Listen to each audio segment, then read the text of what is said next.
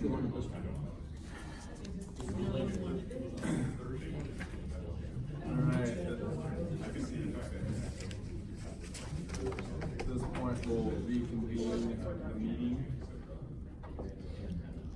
We're on agenda item 5, administrative hearing B in the matter of license of Paul Matthews. Everyone here, order's ready.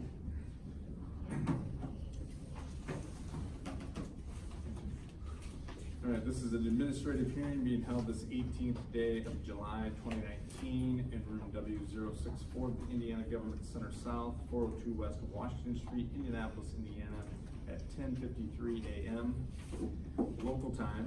It's being conducted pursuant to the laws of the state of Indiana as found at IC 4-21.5 before 3 members of the Indiana Real Estate Appraiser Licensure and Certification Board, and a cause docketed as administrative cause number 2018 REAB 0010.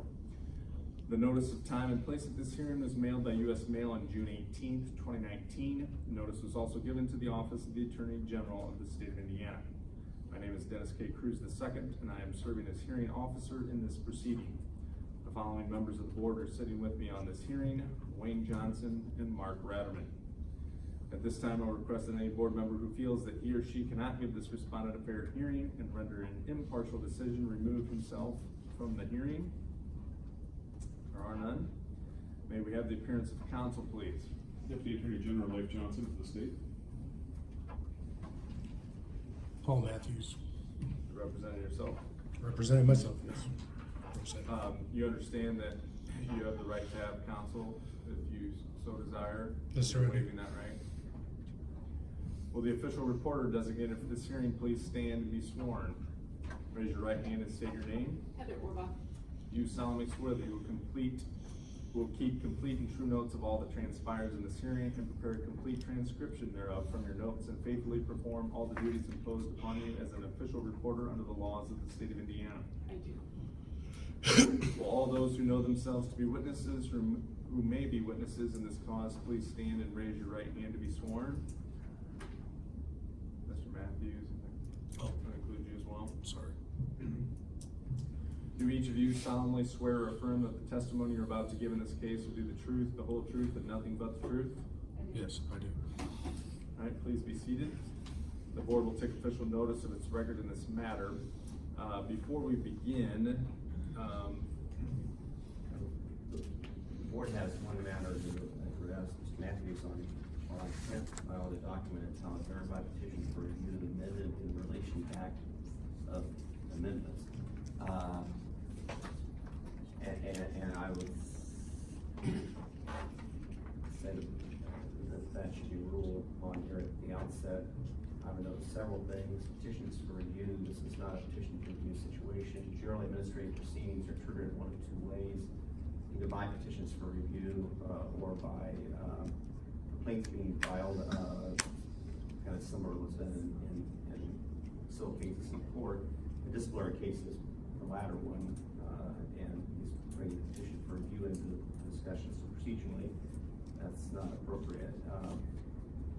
The bulk of this document, there's pages, I remember, it's like 10, 12 pages, cites a number of statutes and rules that have really don't have application to the situation before us. So my advice to the board would be to deny Mr. Matthews' motion, but I would add one thing that I think, so a denial motion is not taken as more than it should be taken as. At the end of his document, he says to request an evidentiary hearing. Well, today is an evidentiary hearing, so that's true regardless of his motion. I'm sorry, I didn't get the state's witness's name. we'll get to that in a minute. Okay. As I said, this evidentiary hearing, and he's trying to present appropriate evidence to defend himself. And if that does include that there are people that this has been brought by, quote, several parties who have conflicts of interest in the matter, unquote, that somehow might affect the legitimacy of the charges against him, he certainly, as appropriate, the DPL is still free to pursue that. But his motion really isn't procedurally appropriate at this point. So my recommendation to the board would be now go ahead and deny his motion, and then we'll proceed with it, yes, and then we'll proceed with it. So Mr. Matthews has made a motion. Do we have any further discussion on that? Do I have that, is the motion to correct error, is that what this is? No, this was emailed to you separate from the rest of the packet, I believe.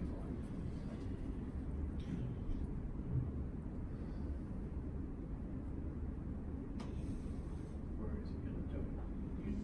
Do I, Names. which one is it? Packet 1, 2, 3, 4? No, it wasn't. That was. Okay. Just the packet itself, that's what I had open, I didn't see it. No, it was a separate show, yeah. And a separate email from the packet, but later that same day. It was right after it. Okay. And just so the record's clear, we're just talking about emailing things that are to the board, that are matters that are already in record of the case. So I'm not talking about anything that's beyond what's the record of the case. And give me the date and time on that.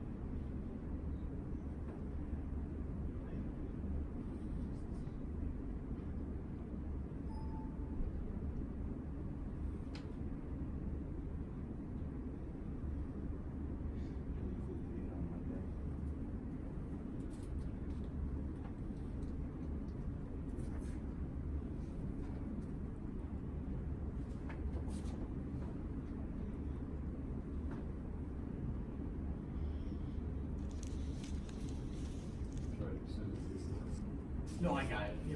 Yeah, I read it, there was so much information that, quite honestly, If the board is correct. comfortable with this approach, then I would advise you to deny his petition, and give him the recognition that, see the language I quoted a few minutes ago, I mean, that may be able to be appropriate evidence he produced in this evidentiary hearing, which today is to, regarding the petition itself, and my advice would be to deny it. So assuming you're fine, that's, they can make a motion to deny it. I do make a motion to deny the petition. Second. Any further discussion? All those in favor signify by saying aye. Aye. Opposed? Motion's been denied. So these are the rules. Alright, so we'll go to opening statements, and the state will go first. Thank you. In 2017, respondent Paul Matthews completed an appraisal report for a property located at 331 South Elder Street, Mishawaka, Indiana. A report that I will reference as the Elder Report, and an appraisal report for a property located at 12729 Nataka Trail in Plymouth, Indiana. A report we will reference as the Nataka Report. These reports contain deficiencies that collectively give rise to 6 violations of use cap, including failing to be aware of, understand and correctly employ those recognized methods and techniques that are necessary to produce a credible appraisal, rendering services in a careless or negligent manner, failing to collect, verify, and analyze all information necessary for credible assignment results, setting forth an appraisal in a manner that was misleading, failing to summarize the appraisal methods and techniques employed and or reaching supporting his analyses, opinions, and conclusions, and failure to include the mandatory certification required under use pass standard 2-3. We will evidence these deficiencies that I've referenced and then ask the board to impose appropriate sanctions. I object. That's the end of my witness statement. You now have an opening statement. I object. I don't believe that the people that reviewed the complaints that are making these allegations are qualified to make these assumptions about said complaints. I have interrogatories that were given to both Jacqueline Besa and Samuel Dayton that both will show that they do not have, and there's no attachments by Mr. Nguyen that would substantiate their claim.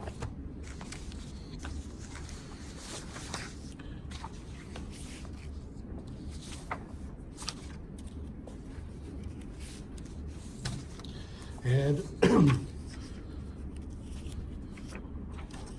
may I approach? Yes. Well, there's only opening statements at the moment. So. Well, I mean, I've got exhibits here. Well, it's Alright, we only haven't opening got to that statements. Oh, all right. Anyway, basically, you have a chance to make an opening statement like the state did, and then the state will present its case, and after the state's done this case, you get to present your case. Okay. That's it in a nutshell. I believe that they're unsubstantiated complaints. There's nothing attached to it by John Newland that would show that, I mean, these are basically done by the Attorney General when I've asked both of them to ask or say if they have any appraisal experience or anything like that, and they say they don't in both these interrogatories that I've given to them. So the claims made are against the ASC rules, policy statement 7, stating that anybody that makes a complaint should know about what they're talking about when it comes to appraisals. And that's my opening statement. All right, state, you may present your case. State called Jacqueline Meza. Please state and spell your name for the record. Jacqueline Meza. Jacqueline is Jaclyn. Meza is Meza. You work for the Office of the Indiana Attorney General, is that right? That's correct. What's your position? I'm an investigator.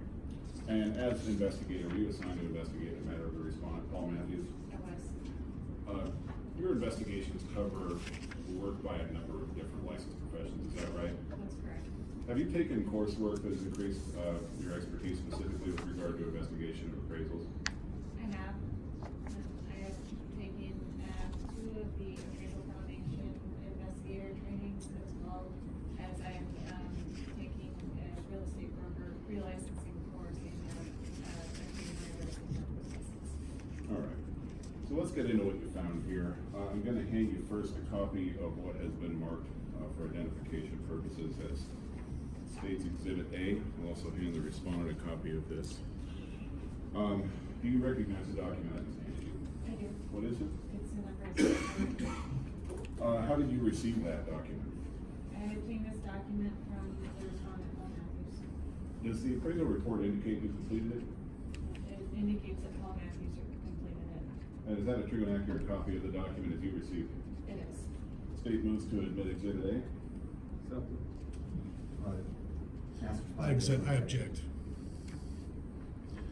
I object because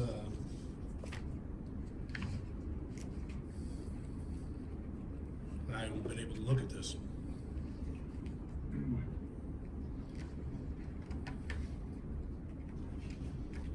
And according to Jacqueline Meza,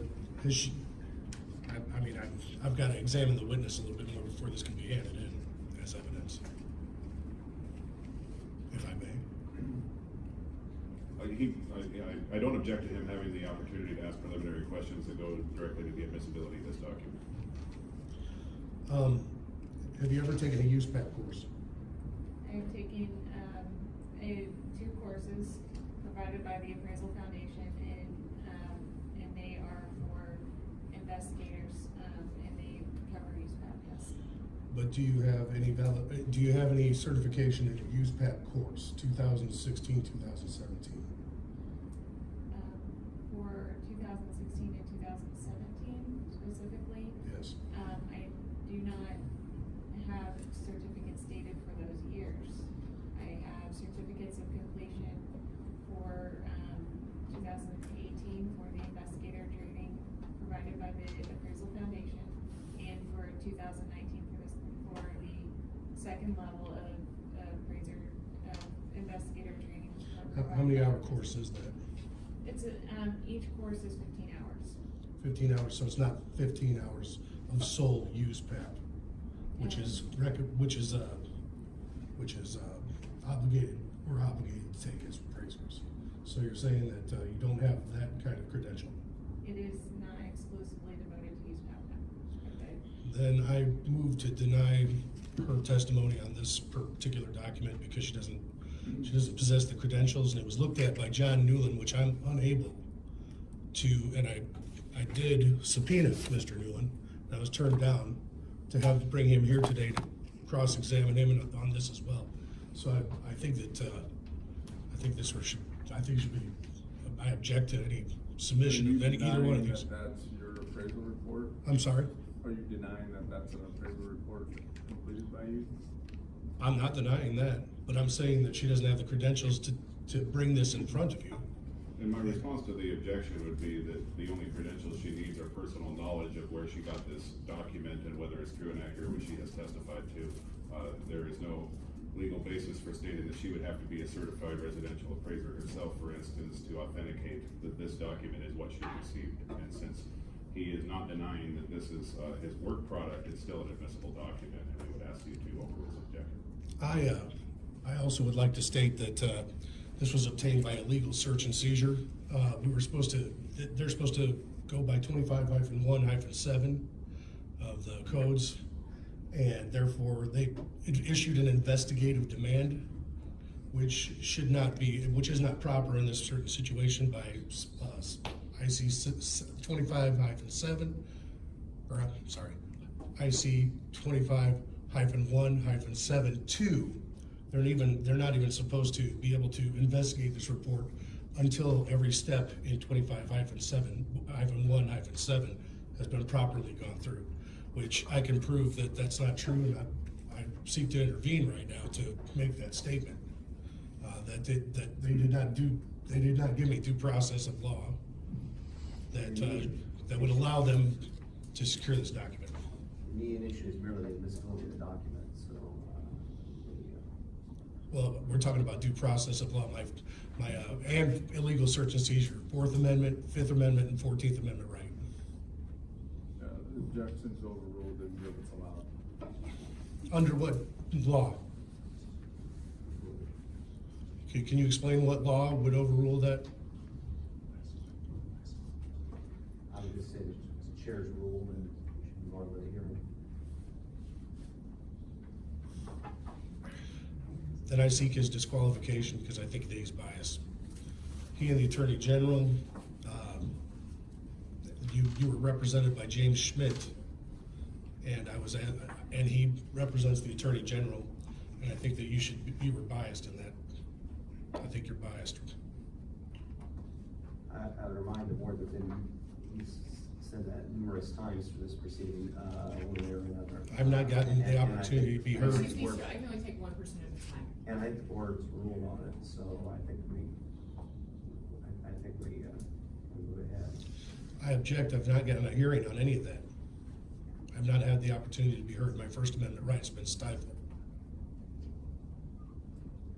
The hearing on the state's complaints today, there have been numerous motions voted on or acted on previously in this matter, but the hearing of the state's complaints today, I think we need to focus on that. I intervened to disqualify the board. Well, the board's ruled on that too, sir. No, you have not given me a hearing on it, sir. I'm not gonna.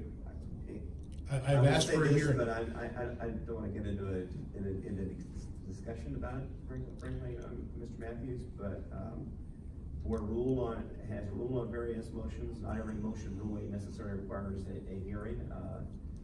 The hearing, on the state's complaint is what we're here for today. And with that said, I advise the board to move ahead. I believe that you lack jurisdiction over me and the subject matter. Can you show me anything that shows you have jurisdiction over me? I think we need to move ahead. I mean, you have an appraisal license, that is not a right to have that. That's something that's given by this board, and as somebody under that, we have the jurisdiction over you, which is why we're here today. Can you tell me what It's a code that privilege is? To have the license I'm sorry. by the state law that gives that, and under that same law, we have the right to have these type of procedures. But that law, it's subject to IC 25-1-7, which I have not received due process of law. The process is different for the license of the state board, and we're following that procedure. Then they're conflicting laws. And that should be taken They are by the Supreme Court. potentially applied differently, but we believe that we've had one other hearing already this morning under the same type of circumstances. That's not true. This follows along the same procedure. It does not. I have proper evidence to show that the procedures have not been followed. And I'm motioning to intervene. I'm asking to intervene right now sir, I can't speak. I have evidence that would show that I have not been given due process of law, and that is my 5th and 14th Amendment right.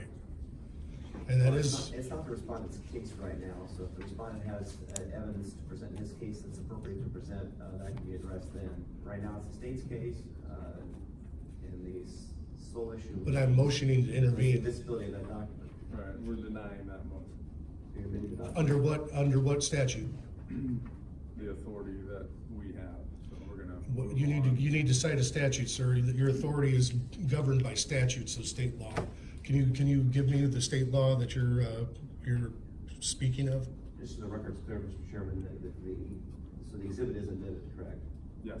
Okay. I think you can go on. I'm sorry, but I object. I need a code that would give you jurisdiction over me.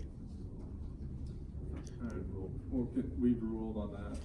You have not ruled on that, sir. I'm asking to be heard right now. What is the jurisdiction that you have over It me? is not your opportunity to do that. It is my opportunity to do it, sir. I'm motioning to intervene because I have not been given due process of law. And Well, now- to start with, it's already a party to the proceeding, you don't intervene in your own case, which is. Well, I'm now intervening in his which was petition. addressed previously.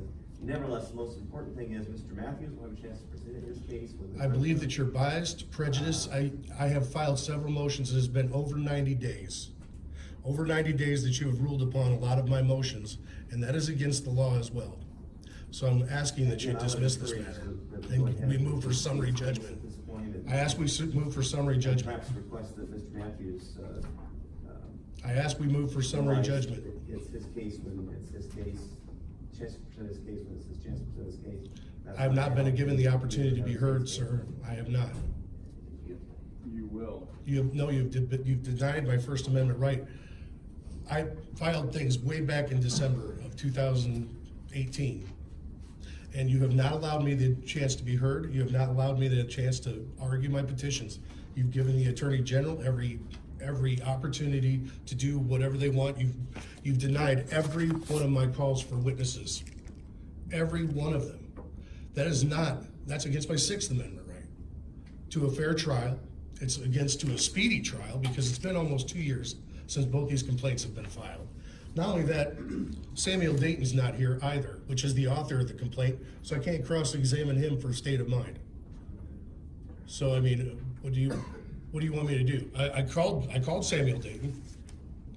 I have his petition right here. Or I mean, not his petition, but I summoned him, and you denied all 11 of my petitions. Every one of them. How is that not prejudiced, biased, and interested in the outcome of the proceeding? The order on that speaks for itself, but I'll say briefly. Your order cites no- Mr. Matthews has no subpoena power, and he attempted to subpoena people with no authority to do it. Had he sought subpoenas in a procedurally appropriate way, that would have been a different situation, but he didn't.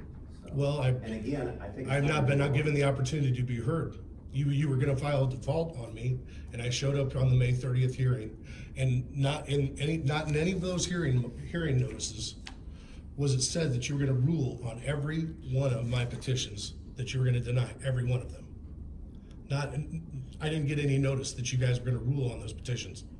And I was afforded a hearing during that time, and it should have garnered a responsive pleading, at least from the state. So I'm gonna ask that, I think this subject matter jurisdiction is out of your area, because I'm arguing legal facts, and I'm asking for an administrative law judge to be appointed so that we can argue the legal facts and the due process of law that I've not been afforded. We appreciate that that's your opinion, but we're going to. It's not an opinion, it's a fact, sir. And if you can assert a code, an Indiana code, that backs up your denial of every one of my petitions for intervention, I would like to hear it. Again, I would advise the board to proceed with the hearing. I Mr. object. Matthews will have a chance to present his case later on, and. I object. I move for administrative review because I objected to every one of your petitions that you denied every one of my petitions, and I objected to that. And I want an administrative law judge to do an administrative review on this. Unless you can cite Indiana code through IC 4-21.5-3 somewhere in there, because not only that, the complaints lack any jurisdiction over me. We have not gone through due process of law, and I'm asking for due process of law here. That's our fifth and fourth. Director Mr. Matthews, he's silent at the moment, the matter. Well, I'm asking for an answer, sir. Presenting his case, he objected to the evidence, so they admitted it. I was told that the board was gonna vote on Mr. Cruz's, disqualification. Did they do that already? To the best of my knowledge, the board has acted on every one of the various motions and petitions. you Except filed. for their default. You have not acted on that yet. They have not filed anything. I'll stand on a previous statement, but again, I don't wanna get into a debate with you, sir. I like, the hearing needs to There's no proceed. debate. I'm stating facts, sir. Well, with all due respect, I think you need to state less at the moment and let the case present. You'll have a chance to present your case when the time. But you're overstepping me. You're biased. You're allowing evidence to be admitted without allowing me to show that there was not due process of law to obtain it. You rejected the evidence, the state rule on your objection, and admitted the evidence, so we need to proceed. Well, that's why I'm asking for your disqualification. We've heard that, and we're not. You have not heard that. In here, you have not heard that. Heard your opinion. You have not allowed me my First Amendment right to be heard. As a matter of fact, when I came in here on the 12/18 of 2018, Mr. Radaman immediately adjourned the hearing, and I was not allowed to speak First Amendment. So therefore, I'm asking for your disqualification, and I want an administrative law judge to conduct an administrative review on every one of my petitions and give me legal basis, not just a bunch of fluff that I've gotten from the board so far. You've not stated one rule, not one fact. Nothing to review until we have this hearing. No, this is the pre-adjudicative stage. You cannot act as adjudicators in my situation. This is the pre-adjudicative stage. I want administrative review on because this is a matter of law, not of appraisal standards or practices. Just to advise the board is the authority that considers the discipline of. Under what code, sir? Of appraiser licenses, which I know the board knows that, but just to emphasize that point, it's guided by the Administrative Orders and Procedures Act. There's nothing about either one of those that in any way would prohibit this board from hearing this case. After And I IC think we need to move 25, forward. after IC 25-1-7 has been exhausted, you do have jurisdiction, but that has not been exhausted.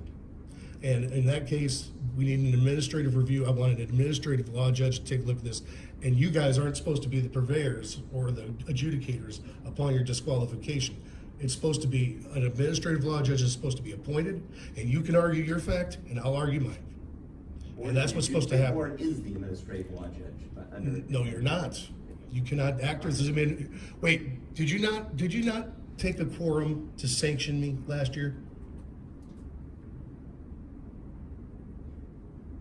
Did you not take a quorum to sanction me last year? You haven't been sanctioned, so I'm not sure what you're referring to. I have been sanctioned. The Attorney General did a full-on investigation on me so far. And I know this to be true. They investigated you and filed the complaint, which is the subject of today's hearing, so. And again, I think we need to. But you removed my civil rights.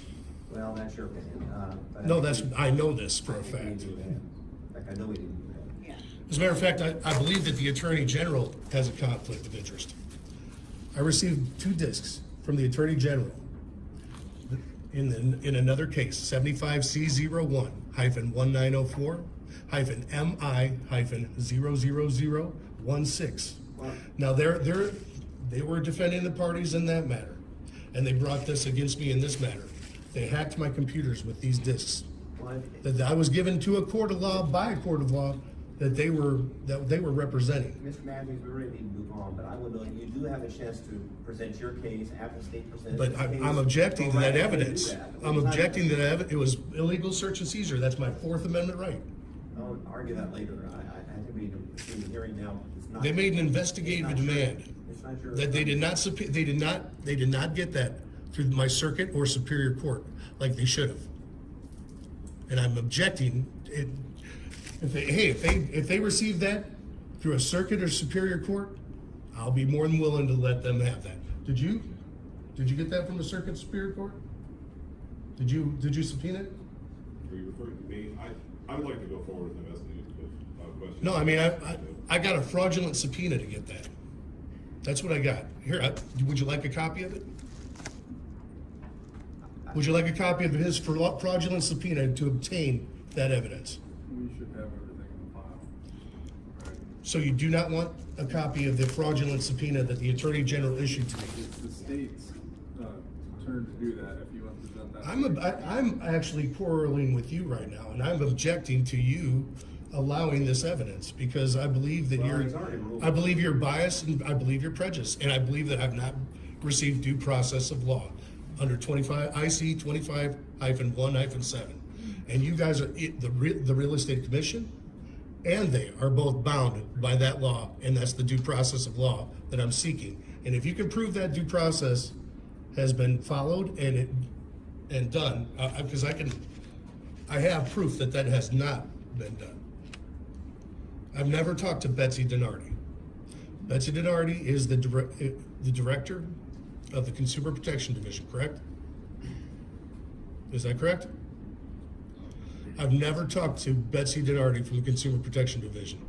And since I haven't talked to her, due process of law has not been followed. Okay, I believe the gentleman has made his points, we need to go ahead. with But his- you need with his to turn. give me a code that gives you jurisdiction over me, sir. Before we go any further, I want a code that gives you jurisdiction over me. Because if that due process has not been followed, you have never obtained jurisdiction over this matter. Now you give me that code and we'll carry on. Otherwise, let's just dismiss this. You give me a code. You give me the paperwork from Betsy Denardi.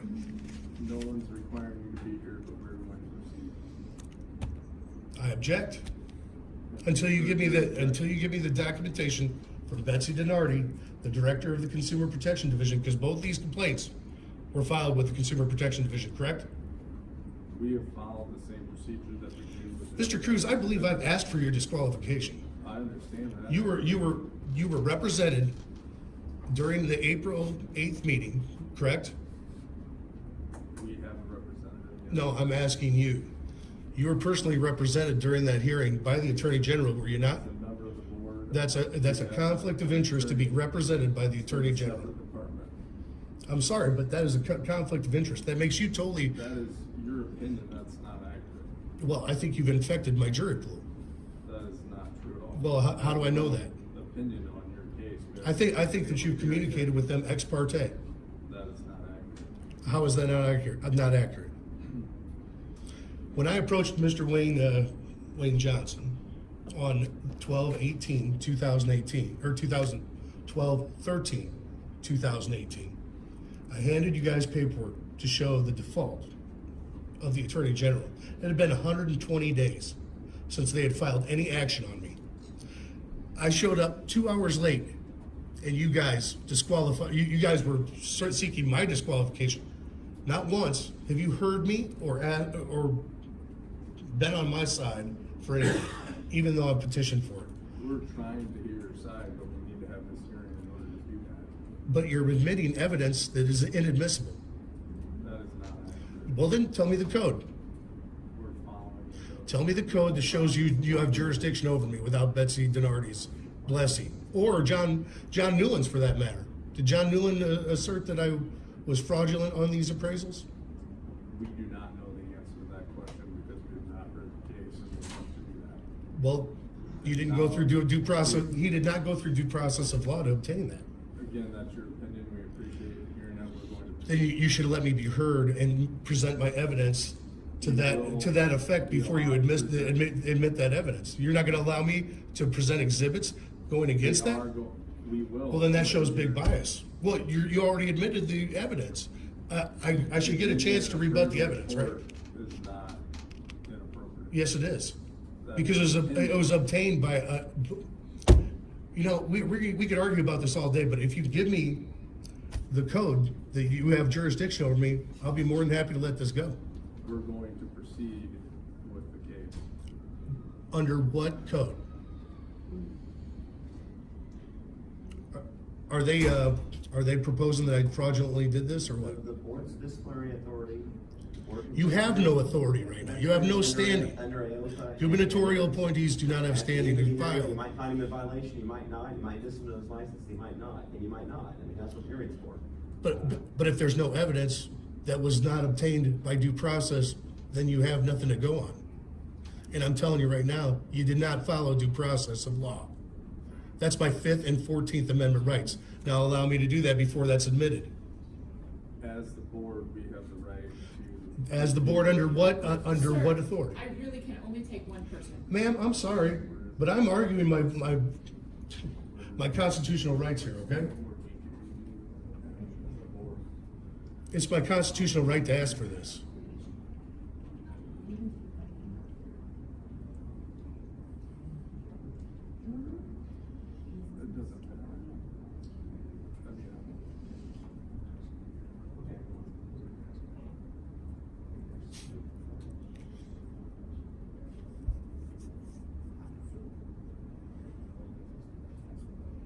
It doesn't matter. It's cited several times, it's in the appraisal code. Well, I want to hear it. It should be on your order. Just generally 25-111 gives the ability of the board to discipline licensees on appropriate finding, which this hearing may or may not lead to that. So you're saying that you And- found, And the Administrative Orders and Procedures Act, I see 421.5, -3, and my colleague go to section 25, which provides for hearing evidence, et cetera. well, you didn't So allow it's me a fairly any, broad one. But again, Mr. Matthews. you didn't allow me to bring evidence in here. You didn't allow me any discovery. You'll have it. You didn't allow me discovery. You didn't, I have all these witnesses, and some of these are the ones that. Had any motions regarding discovery filed, but I did. You denied them all. Do you want to see your denials? With no citing of any code whatsoever? You just can't walk all over people like that, you know? I mean, you have to have law. My suggestion to the chair would be that. The chair should be disqualified. He's been represented by the Attorney General, which is sitting right there. That's a conflict of interest. And I was never notified that he was appointed administrative law judge either, which I was entitled to notice of. I would suggest to the. As a matter of fact, I should ask for your disqualification as well. Well, thank you. I was just to the board, and the chair and the board, that Mr. Matthews be directed to discontinue his current,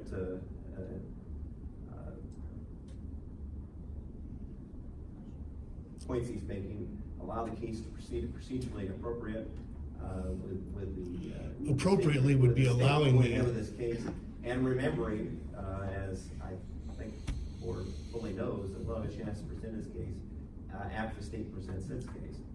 But you just had him admit evidence, and I can show that due process of law was not followed by IC 25-1-7, and you're not allowing me to do that to object to his admission of the evidence. And that there is bias and prejudice. To the board, the chair's rule, we need to move ahead. And he'll have a chance to present his case when the time comes. So you're gonna like give him back the evidence after I do that, or what? Because I should have the ability to do that before the evidence is submitted to you. Again, we've ruled on that matter, we've allowed this, and we're going to proceed. Why did you allow it? Under what code?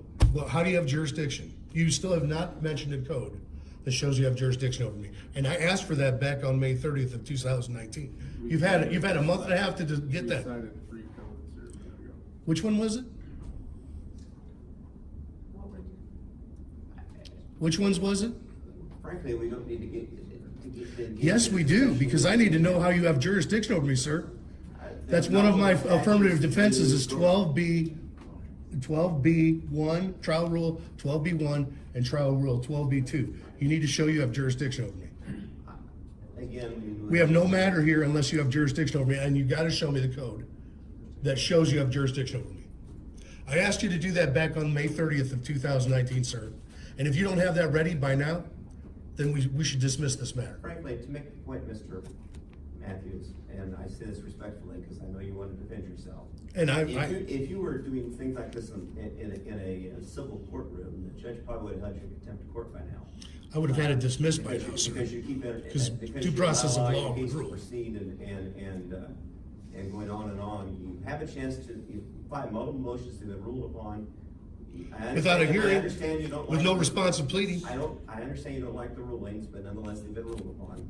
with no code. The issue of your appraisers, which is the underlying issue that's in the state's complaint, is what's in the process of being heard, or having trouble moving forward until then. And again, you'll have a chance to present your case after the state's presented its case, but continue to go on and talking and repeating yourself, is not helpful. I haven't gotten the answer that I desire. Well. And which is, how do you have jurisdiction You over have the me? answer you have, and. If you don't have jurisdiction over me, then we're done here. Well, the board does have jurisdiction over you. You, and under what code? We've already addressed that more than we really needed to before, so. You have not addressed it yet. You've not given me a code that shows you have jurisdiction over Well, me. you're obviously not satisfied, sir, but again, we need to go ahead. Then let me object to the evidence properly, because it was You not, made an it was, objection on the my First Fourth Amendment Amendment, my was Fifth overruled. Amendment, and my 14th Amendment rights were denied. Does that not count here in administrative law? Do my constitutional rights not apply in administrative law? Either one of you want to answer that? It's not our place to be. It's not your place, you're the adjudicators, correct? In the pre-adjudicative stage. This is the adjudicating stage. No, this is the And pre-adjudicative stage. And the board is hearing this case today, I think. It's the pre-adjudicative stage, and I'm saying that you already made a determination upon probable cause for me. So we need to have an administrative law judge appointed, so we can argue the legal matters that I am currently asking you to do. And we need to move on, and you will have a chance to speak at his case. We're going to proceed now. I'm asking for administrative review. We've heard that. I objected to each one of your, I even filed for judicial review. And you guys, Nothing to review yet. We haven't even heard your case. due process of law, that's what we have to review. You're not giving me due process of law, sir. You have a privilege to have a license. This is the board that's set up to govern that. And then this is the process that everyone else follows, and I don't think you're above that. I have not heard from Betsy Donardi, though. 25-1-7 speaks to these are both consumer complaints, right? I believe so. Yes, these are both consumer complaints.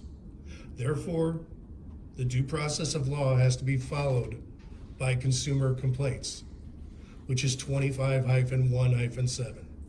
Why are we not following this process? We are following the process.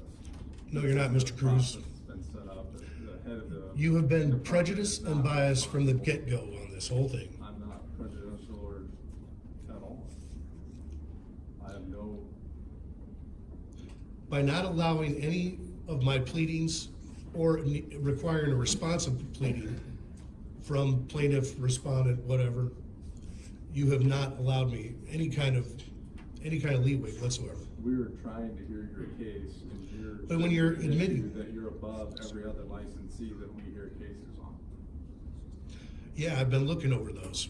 Mr. Matthews, right now the state is providing their case. Once the state closes, you will have an opportunity to preside over your case. Deanna, that's just what kind of bothers me. So we are going to go right now and ask you to please remain silent until the state closes their case. And then we're gonna move on, And if because you we're have going problem into a with circle that, right now. then we- I know. That's why that's why I say we get administrative review. Exactly. So when it comes to you to present your case. Your email. When we proceed to present your case, you will have that opportunity. Right now, the hearing is open. The state- You're allowing them to Mr. Matthews, admit evidence that was Mr. Matthews. illegally gotten. That's Please. your opinion. If you want it reviewed later, that is your. No, we're not going for review later. We're gonna do it right now. We can't review anything until we actually have a hearing first. Yes, And No, we we do can have review Mr. Matthews, we do have Capitol Police here, and if you do not allow us to proceed with the hearing, then we will ask Intimidation. you to be removed. We will hear the state's case, and then you can be asked to come back in to preside over your case. Intimidation. Do you understand? I do not understand. Okay, so I ask you to please remain until the state closes their case. I object to the admission of evidence, though. And you have that right. And the board has a right to whether to accept it or, The board has Well, to we cite can a go law. on. If the state Yes. offers another exhibit and he has an objection to that exhibit, obviously we'd be allowed to Yes. present it, but it's the state's case now, it's not his, and he's. He obtained that report by a fraudulent subpoena. we are going to move on with the state and their case. You guys don't care about a fraudulent Mr. subpoena. Matthews, please. Deanna Alexander. Leif, can you please go ahead and proceed with your hearing? Exhibit A, Ms. Mesa, what is the address of the subject property of this appraisal? It is 331 South Elder Street, Mishawaka, Indiana. All right, let's take a look at our comparables in this report. If you could go ahead and please come ahead to the 6th page, which starts us at comparables 1, 2, and 3. And keeping our focus to the row that speaks to actual age, what is listed as the actual age of the subject property? 3 years. And how many years difference, well, one column over, what's listed as the actual age of comparable number 1? 54 years. How many years difference is that? It is 51 years. And what adjustment was reflected? $5,100. Okay, turning over to comparable number 2, what's listed as the actual age for that property? 68 years. How many years difference, then between that and subject property 65 years. and the adjustment reflected? $6,500. Comparable number 3, what is listed as the actual age? 58 years. Per this report, the years of difference then between that and the subject property? 55 years. And what adjustment is reflected for this one? $5,500. So just to do some basic arithmetic here, what is the adjustment calculation seem to reflect in those figures? The adjustments are for $100 per year. Have you had the chance to read the ages and adjustments of all the comparables in this report? I have. And is that calculation consistent?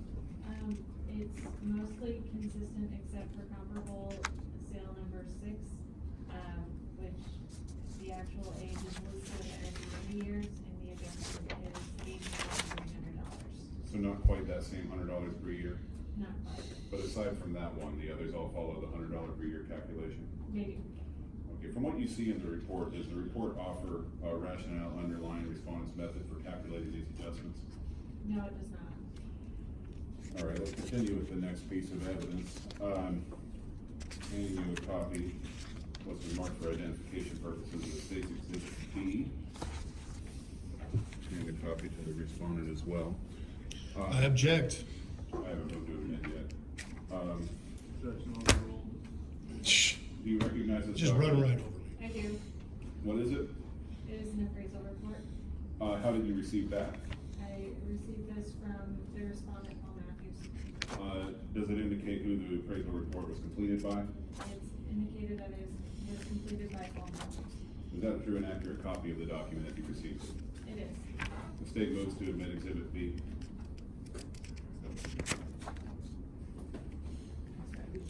I object.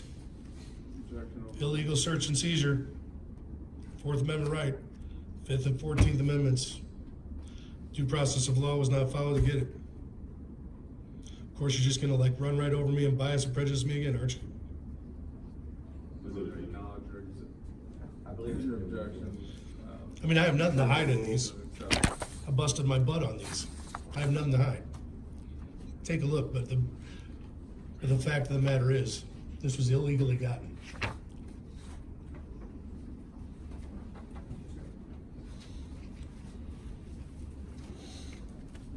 What is the address of the subject property of this appraisal? 12729 Kentucky Trail, Columbia, Indiana. If you could please turn to the comparables, which start on page 5. And again, we're gonna focus on actual age. First, what's listed as the actual age of this subject property? 1 year. And the actual age for comparable number 1? 39 years. What adjustment is reflected? 0. What's listed as the actual age of comparable number 2? 50 years. And what adjustment is reflected? $0. The actual age listed for comparable number 3? 1 year. Okay, so that's the same age as the subject property? That's correct. Then let's move to comp number 4. That's about 5 pages later.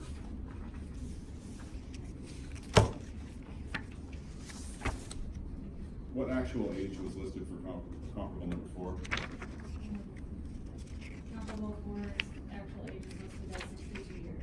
So that's a 61-year difference between what's listed for the subject property? Yes. What adjustment is reflected? $0. Have you had a chance to read the ages and adjustments of all the comparables in this report? I have. Do any of them reflect any adjustment above 0 for age? They do not. From what you see in the report, does this report offer a rationale underlying respondents' methods for calculating these adjustments? It does not. Okay, gonna take another focus, still looking at the sales comparison approach, but let's go back to the start of the comparables with 1, 2, and 3. And we're gonna look at gross living area. Let me know when you're there. Okay. What's listed as the gross living area for the subject property? 2,204 square feet. And the gross living area for comparable number 1? 3,164 square feet. What adjustment is reflected for the differing area? 9,640 or $9,640. What is listed as the gross living area for comp number 2? 2,919 square feet. What adjustment reflected for the differing area? As the negative adjustment as was the adjustment for comparable sale 1 of $7,190. What's listed as the gross living area for comp number 3? 1,860 square feet. And the adjustment reflected for the differing area? It is an adjustment of $3,400. Okay. Prior to testifying here today, did you have a chance to review those numbers as well as the gross living area and adjustments for all the comparables in the report? And And what calculation did you find consistently reconciles the difference to the adjustment that was reflected? the calculation was the difference between the square feet of the subject and the comparable sales was multiplied by 10, and then 40 was subtracted from that multiplication. So, for example, on comparable sales, on the adjustment, if $40 would increase the adjustment by $40, but on comparable sale 3, the adjustment, $40 was subtracted again from the adjustment. Okay, so I guess to kind of simplify it, it was multiplied by $10 per square feet and then subtract a flat number of 40. Yeah. And is that calculation consistent across all of the comparables to your knowledge within this appraisal report? My knowledge, yes. From what you see in the report, does this report offer rationale underlying respondents' methods for calculating the adjustments? From what I've seen of this report, it does not. Okay, let's turn back a page from the comps 1, 2, and 3. The labeling at the bottom of the page designates it as page 1 of 6.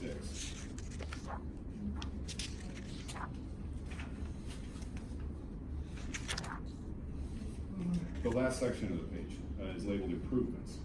Under the general description, could you tell me what it says for year built for the subject properties? 2016. I'm going ahead to the next page again. What data source does the report indicate was used for information about the subject property? It is listed as the MLS in county records. If you could, please take a look one more time at the difference between the subject and comp number 1. How many total rooms are noted for the subject property? The subject property is noted to have 9 total rooms. And how many bedrooms? 3 bedrooms, How many bathrooms? 2 bathrooms, Looking to comp number 1, how many total rooms noted for that property? 10 total rooms, How many bedrooms? 3 bedrooms. How many bathrooms? No, 2 full bathrooms and 1 half bathroom. And what adjustment is made? $2,000. So to be clear, that's a favorable adjustment for the subject property when the comparison notes fewer rooms? The comparison notes that. Fewer rooms for the subject property, I mean. Right, Yeah, that's a favorable adjustment to be subject. Please turn ahead 3 more pages. Sorry to jump around so much, but 3 more pages ahead here in the Uniform Residential Appraisal Report. At the start of the page, we see the appraiser's certification. Tell me, does this page or the next include a certification stating, quote, unless otherwise indicated, I have performed no services as an appraiser or in any other capacity regarding the property that is the subject of this report within the 3-year period immediately preceding acceptance of this assignment, end quote. The appraiser certification does not contain that language for this page or the next. And following up on that, just to be thorough, toward the end of this exhibit, 3rd page from the back is a page entitled Additional Certification. Does the certification I just referenced appear on this page? No, it does not. To your knowledge and your review of this report, does the certification I just referenced appear on any page? It does not, to my knowledge. Further, I'd like you to turn 4 pages back from where you are. The title at the top of the page I'm looking for is Use Tax Compliance Addendum. If you could, go ahead and let me know, are you there? I am. Under prior services, there are 2 options that ask whether the appraiser has performed services as an appraiser or in any other capacity regarding the subject property within the past 3 years, or whether the appraiser has not performed said services. Which one did he select? He did not select either option. Thank you. Last exhibit for the state, or on offer at least, is marked for identification purposes as State's Exhibit C. And a copy to the respondent as well. Petition. Do you recognize what's been marked as Exhibit C? I do. What is it? It is a property record card for the subject that is the subject of the appraisal report that is marked as State's Exhibit B. Well, how did you obtain this? This was obtained from the Mishawaka County Assessor's website, which has a link to Beacon Schneider, in which you can obtain a copy of this property record card.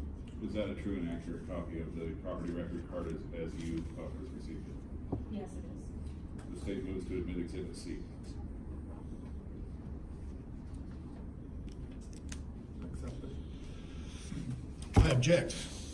I haven't received this before today. To a property record card. Well, I mean, should have been given to me with the complaint, shouldn't it have? I mean, State knows of no discovery request asking for this exhibit or any other in advance, so the fact of him maybe turned down all my exhibits, or all of my requests for discovery. given the lack of a discovery order compelling this or even requesting it, this should be admissible, so we ask you to. I mean, it's a public record, so I'll admit it. Of course.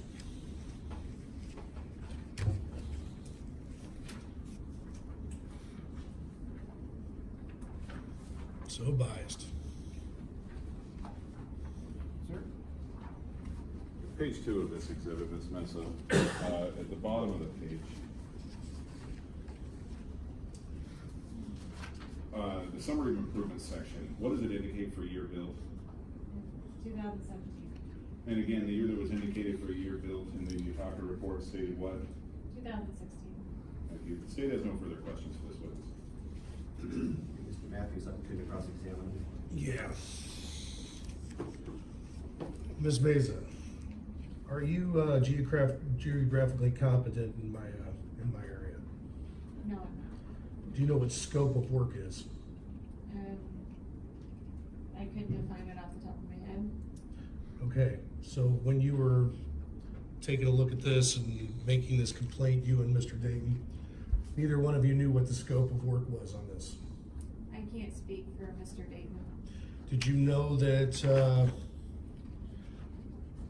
I'm going to object to the relevance of the line of questioning on the basis that Ms. Mesa has not testified as an expert here today. She has testified as an investigator who received these documents that doesn't require qualification as an appraiser to do so. All it needs is she is presumed competent as a witness. Obviously, she's able to read and do math.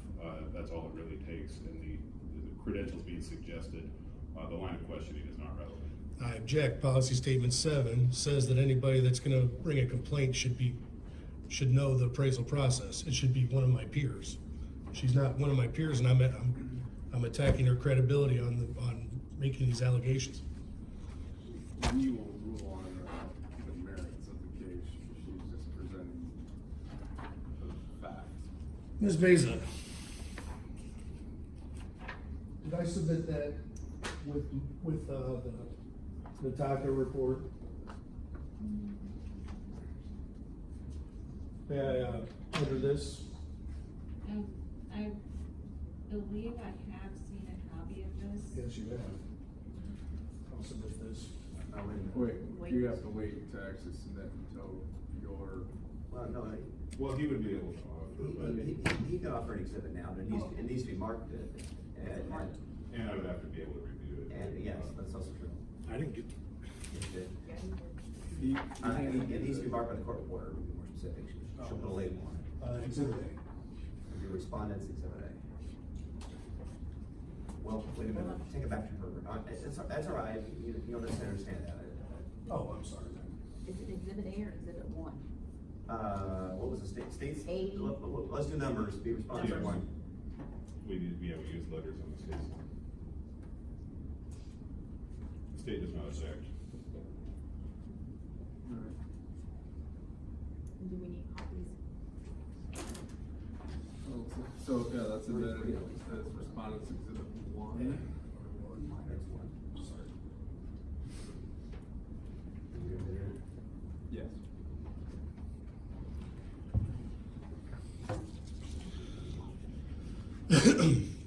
Now, when I gave you that, did you review that appraisal as well as mine? I did not review that appraisal, and, I was, Can you tell me why that you didn't review that one as well? I did not review that as, our office, as in, your appraisal was reviewed by John Hillin. I did not review it. I did not review that appraisal as well. Did you think that maybe that might have been important? Cause I mean, there was some pretty outrageous adjustments compared to mine. That appraisal was, as you were the respondent in my investigation, your appraisal was reviewed, by John Newland. I cannot recall off the top of my head,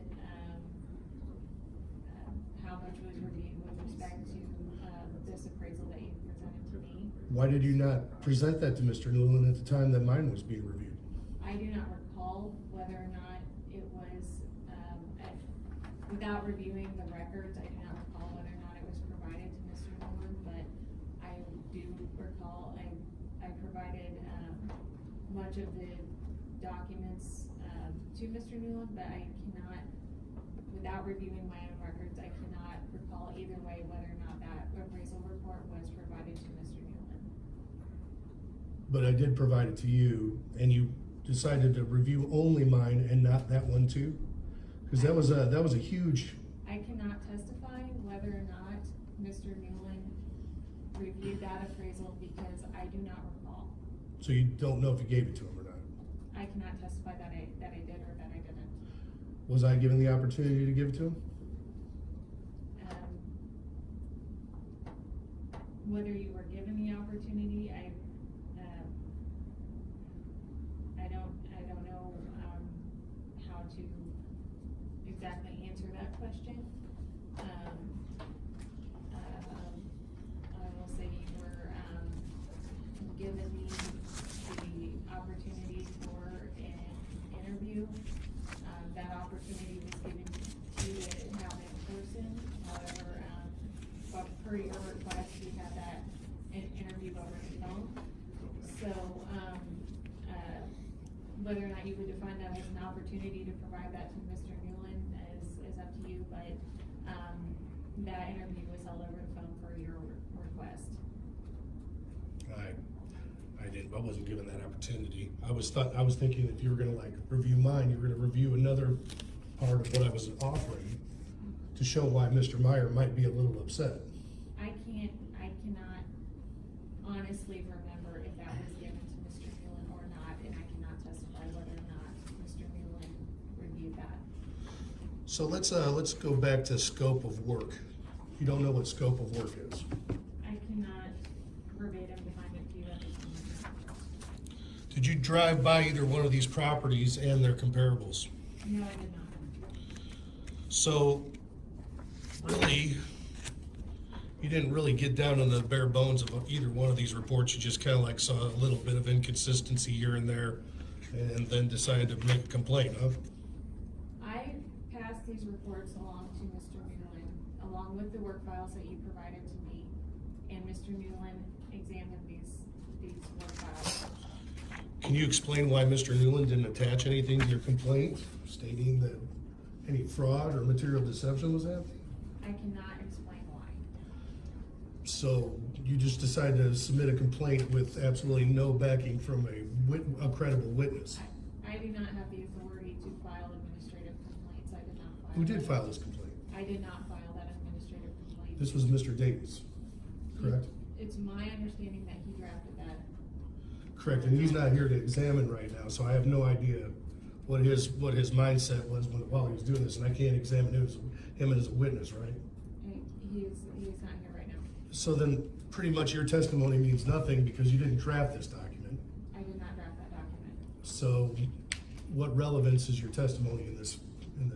I can testify that you provided me with these documents and that I obtained Exhibit C from the Marshall County Assessor's website. See, I can't do anything with this witness because she didn't draft this document. I can't, and actually by administrative code, the officer that brought the complaint needs to be here to be able to, fortify or substantiate anything he's putting in here. And there is no attachment with Mr. Newland's signature on it. So, I mean, I don't have anybody credible to go up against here. Not anybody geographically.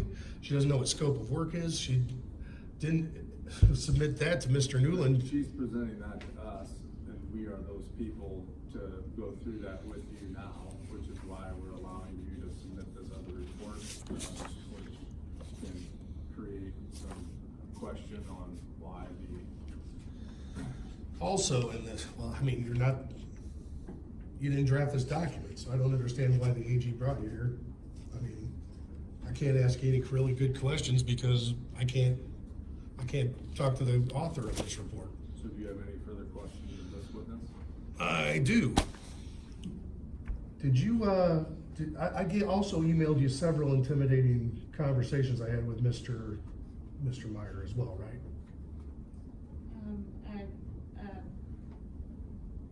Did you recall what, could you tell me which date you sent that to me? It would probably be sometime in, I think this one was done in October or September, one like that. September or October of 2017. I cannot recall that far back the contents of the emails you forwarded to me. Okay. And Mr. Matthews, to clarify, Mr. Meyer is the property owner of the. Nataka report. Okay. I'm sorry. Also, on the other report, let's say that, for the elder report, this came from an appraisal management company, correct?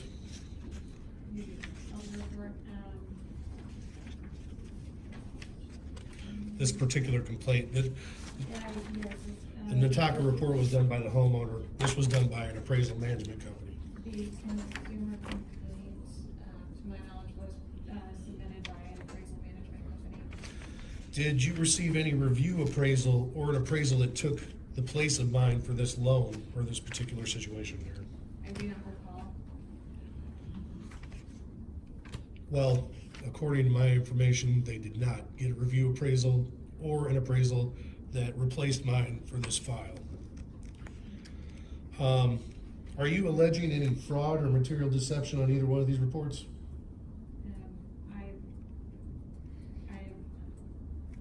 have not made it, the complaint states the allegations, the administrative complaint that's been filed here. I'm simply here to present, to authenticate the evidence that's being presented by the state. So the state of Indiana is dragging me in here with absolutely no expert witness, no allegations of fraud, material deceptions, just a few little mistakes that don't seem to overall have had any impact on the value of the report, correct? So we've been dealing with this for almost 2 years, and I have no expert witness testimony and absolutely no substantiation whatsoever by the current witness. And I think the evidence here, and I think the witness's testimony should be immediately thrown out because it's not credible. So again, obviously it's stipulated that she doesn't hold a license in appraisal work, nor does she need one. She's the investigator. She gathered the evidence. Her testimony was to authenticate the documents in question, which she did, and they were accepted. And then to take her through the testimony to highlight key points from it. Her lack of expertise in the profession is completely irrelevant. It's completely relevant. I object, I'm sorry. I object, it's completely relevant. Do you have any further questions for the witness? You stated your position. Well, I mean, You'll have an opportunity to present your case here shortly, but for this specific witness, do you have any? hang on, let me think of anything else. So, you're once again stating that you did not receive a review appraisal or an appraisal for this particular loan that took the place of my appraisal to basically from one of my colleagues would have shown that I didn't do these reports right. I object on the basis the question's been asked and answered. She says she did not recall. I have no further questions. I'll redirect. Well- Oh, Well, if you want to redirect, that's fine. yeah, I might as well just for clarification purposes, you investigate a number of appraiser complaints, is that right? That's correct. And a significant number of them are about, alleged deficiencies in appraisals? That's correct. Just to kind of walk you through, well, first of all, I think this is all well in agreement, that you don't hold a license to practice appraisals yourself, do you? That's correct. What is your general process for an investigation into a deficient appraisal? Once a complaint is received for, regarding a deficient appraisal, our office obtains a copy of the, appraisal report and work file from any given respondent, that complaint was submitted against. And then upon receipt of that work file, the consumer complaint, the response, and the written response in the work file is forwarded to a designated member of the real estate appraisal report. In this case, it was John Newland, but in other cases, it's Mr. Ratterman, Mr. Cruz, or Mr. Johnson, Mr. Johnson, that are provided this, and they are able to provide me with an opinion as to whether or not the appraisal report contains use path deficiencies, and how, and they are able to assist me in determining how to proceed with the investigation. It probably goes without saying, but to your knowledge, all of these gentlemen whose named hold licenses have that expertise in appraisal work. Yes, they do. Thank you. Say that for their questions. I actually have a couple more questions for her. Okay. Now, when it comes to a liaison, I have questions for the board here. When it comes to a liaison, are they, Well, this is just specific to her. well, all right. Well, we can get to anything you want when you present your case.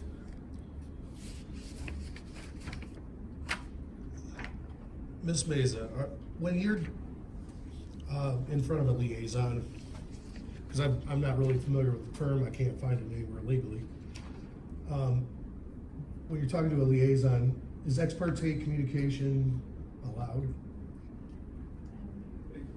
Question asked for a conclusion of law.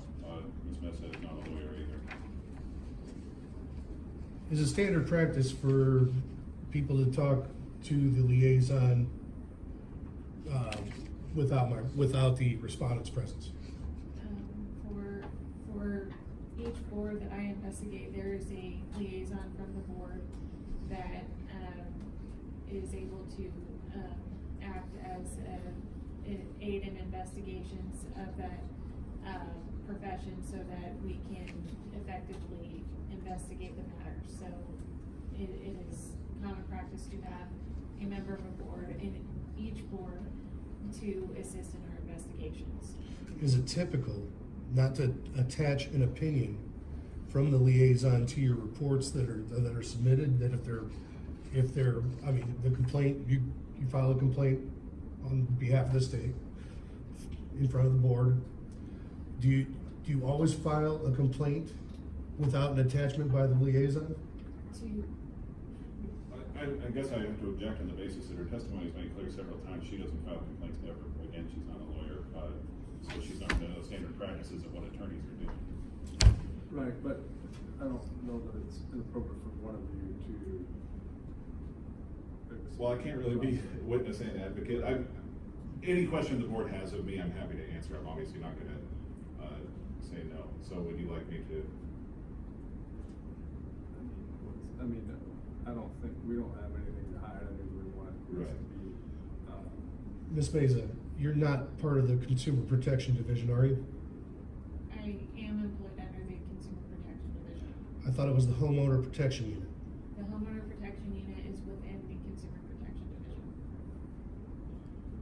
The Homeowner Protection Unit is within the Consumer Protection Division. How come there's two separate codes in the Indiana code for those?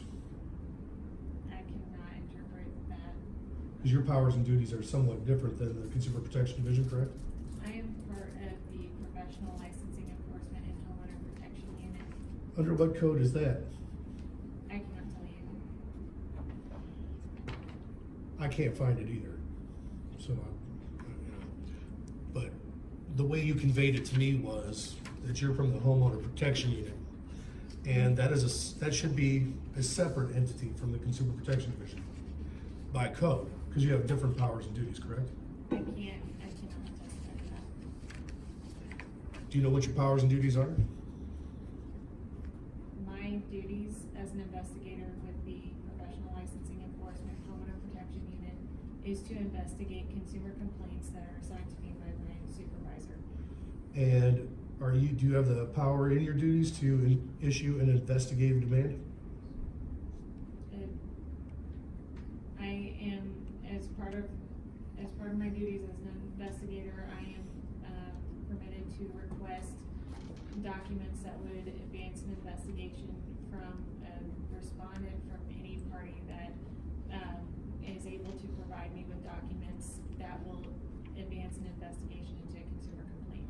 Okay, what in particular of these two reports advanced your investigation of Chair, me? I'm gonna argue here, this is redirected, it's drifting in a whole new area. Well, let's give it a little slack on this, especially for an administrative proceeding, it's not a court proceeding, so. Okay. Well, I mean, I just think her testimony is irrelevant, and I'm not here, I can't examine the person that wrote this. So I think it should be dismissed. There's nothing on the face of it that is, I mean, it doesn't have anything. so I will make one point of how we typically proceed in this, and it's how it works. So if someone files a complaint, the Attorney General's office investigates it, they get a liaison to look at it and see from an appraisal and use map standpoint, is there an issue here or not? So a lot of times we can say there's no issues, this report is good, and we, Well, that's- complaint does not proceed. And then if the appraiser liaison says there are a couple issues here, that, are technical violations of USPAP or typical appraisal procedures, then we maybe need to take some type of action here. And so that can either be something that's simple and where you and the liaison and the Attorney General's office can say, you know, hey, we acknowledge that maybe this wasn't perfect, we'll take an extra continuing education class or two, and then we'll end this.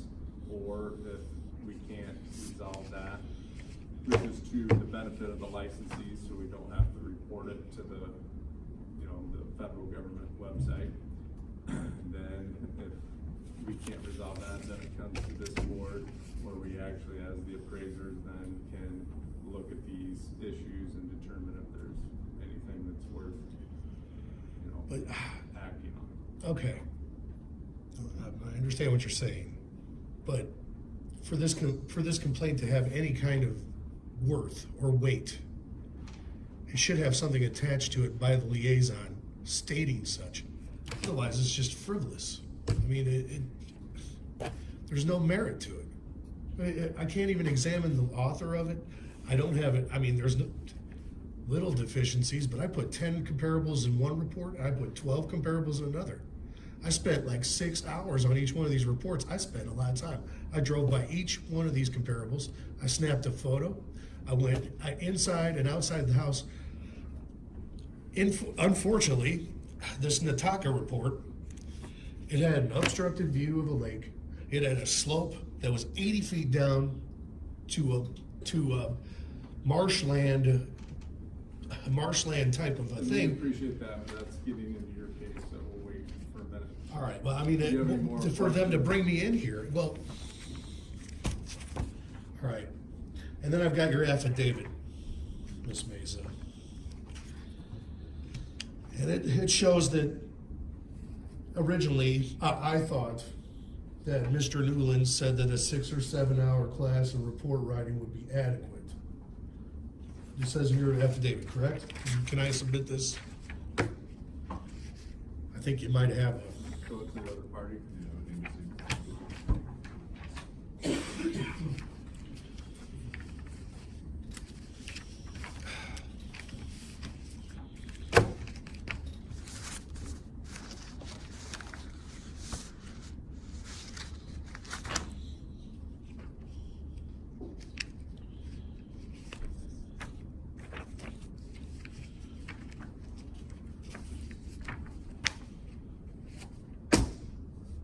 To simplify things, because I doubt that I object, but if I could just ask, is this a document you're familiar with, Ms. Mesa? It is. And does that appear to be a true and accurate copy of it?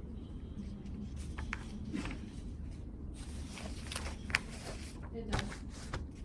Then, I don't know if it's actually on offer yet, but we're not going to object to its admission. So, so we make give that to the court reporter and mark that as, exhibit 2.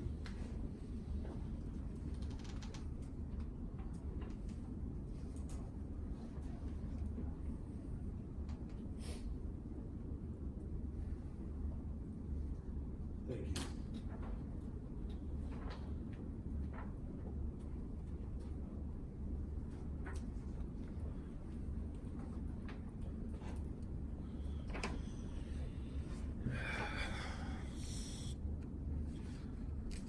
So, it says in here that I overheard Mr. Samuel Dayton after the interview.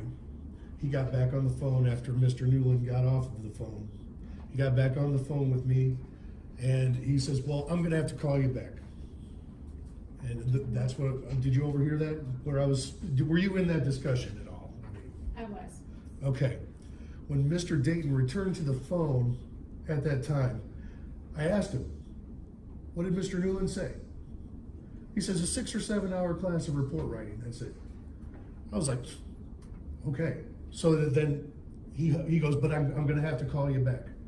He hangs up the phone, and then he calls me back about a day or two later, and he says that I have to take a 30-hour class with a 3-hour proctored exam, which I was in total objection to. I mean, I worked my butt off on both these reports, and it just kind of seemed that it was a little bit. That's not what occurred. What did you hear?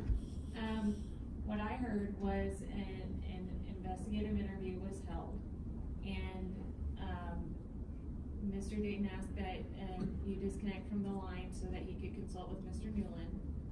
I heard the discussion between Mr. Dayton and Mr. Newland, and, Mr. Newland said that he wanted you to take a 30-hour course, that included, 2 hours of examination time, and they discussed the course and everything, and then once, Mr. Newland disconnected from the line, Mr. Dayton called you back and relayed the exact information that Mr. Newland and Mr. Dayton discussed, which was a 30-hour course.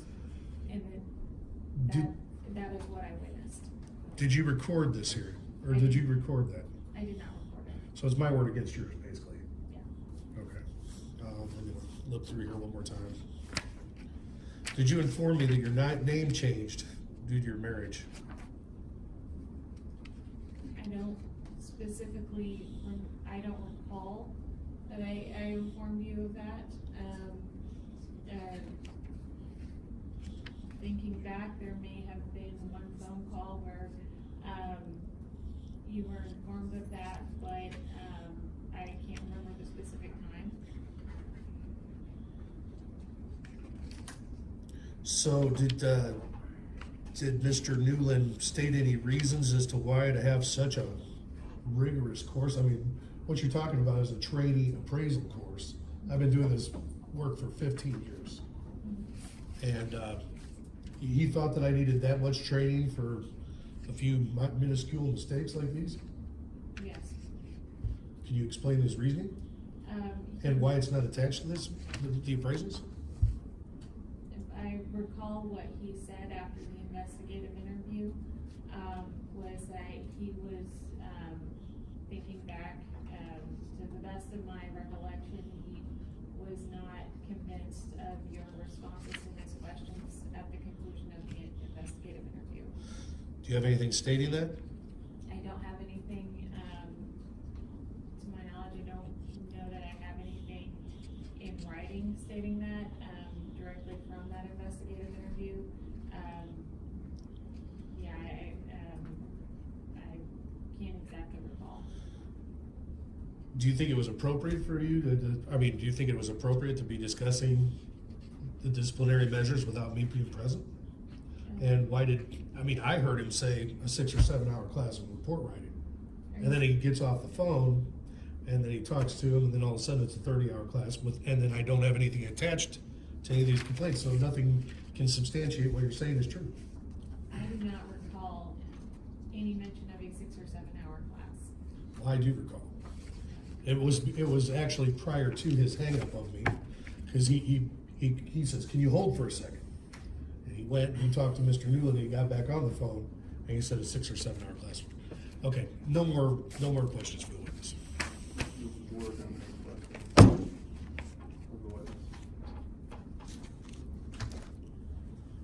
If there are no further questions for the witness, the state rests its case in chief.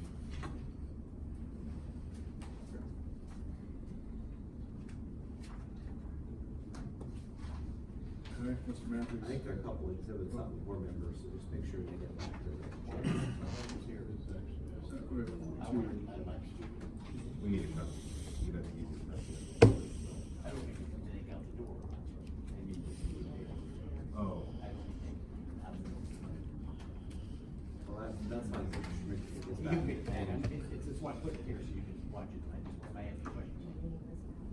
Well, He can have it. for now. For now, I'm not taking it. Not taking it home. Very good, thank you. All right, Mr. Matthews, you may present your case.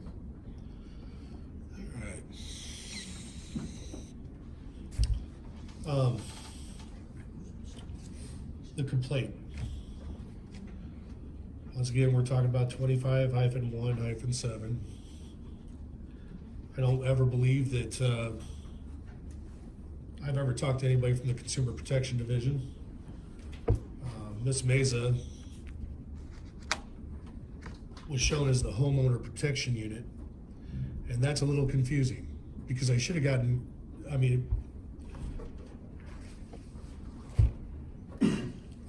if they were going to ask for my files, they should have done it through a circuit or superior court.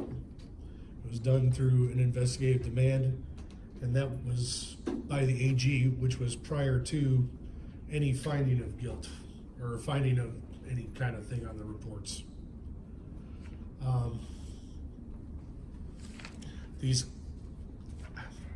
This complaint, I can't substantiate with anything because Mr. Newland's not here to interview, which I did call him the witness and it was stricken.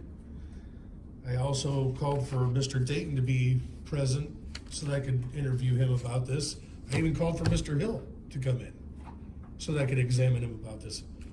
Ms. Base's name isn't anywhere on this report.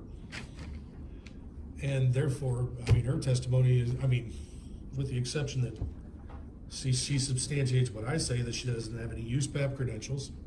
So she couldn't assert that there was any USPAP violations really. And they're only USPAP violations, they're not statute violations. To reel me in here with not having the author of this complaint or Mr. Newland here to substantiate any claims in it, I think the complaint should be dismissed. I can't substantiate any of this complaint, which is what I've been saying all along, and I don't understand why I got dragged in here for, I spent a long time on these reports, and I got harassed and intimidated by Mr. Meyer. And he wanted me to change that value on that report, and I would not do it. And he sent me several emails. He stalked me out on Facebook, and finally I had to block his calls. I tried calling him in here to show you what his persona was like. You wouldn't allow me to do that either. I tried calling class appraisals in so that I could substantiate they did not give you a review appraisal or an appraisal that took the place of mine. I didn't even get paid for that appraisal. I paid $10 to do that appraisal for class appraisal because of the technology fee. And they didn't pay, they took it into their own hands to not pay me and not come in here instead of, trying to do this the right way. So I paid $10 to do that appraisal. And now I'm sitting here, I'm paying for it even harder. It's taken me almost 2 years to get me in front of you so that I could substantiate my claims. All of my motions and petitions would have told you that this is an unsubstantiated complaint. And still I got drug in here. And I don't know why. Okay, I missed a few things, but as far as the certification that I didn't do any appraisal work on the one property there for Nataka Drive, it was just built that year. So obviously I couldn't appraise a house that wasn't there prior to the last 3 years. Number two, due to appraisal software, you have to put a 1 instead of a 0 into the grid because the appraisal management company said a 0 jacked up their math on the Excel spreadsheet. That's why I put a 1 there. It wasn't to mislead or misinterpret anything. I also, Mr. Meyer, after I got done doing his appraisal, after I did it, he sent me his plans and specifications. He sent me that appraisal. I took a look at it, and I spent another probably hour or two taking a look at it to make sure my work was right. And if you look at the one appraisal, there was that appraiser used a lake in a neighboring county that was superior to the one that his one is kind of muddy. The other one has a little bit of a more sandy bottom. That was a tough appraisal. Both these were extremely complex appraisals. The one had an obstructed view of the lake with an 80-foot drop down to this marshland. It was really nice. It had a swell. It had a really nice view. But all of the other properties that were waterfront, they were level on the water. They were easily accessible by the water. They didn't have as good of it wasn't as new as an improvement. But when you're taking the scope of work of something, you're looking at the overall picture and what every buyer's kind of looking at. And compared to the age to what this particular property was, I not only did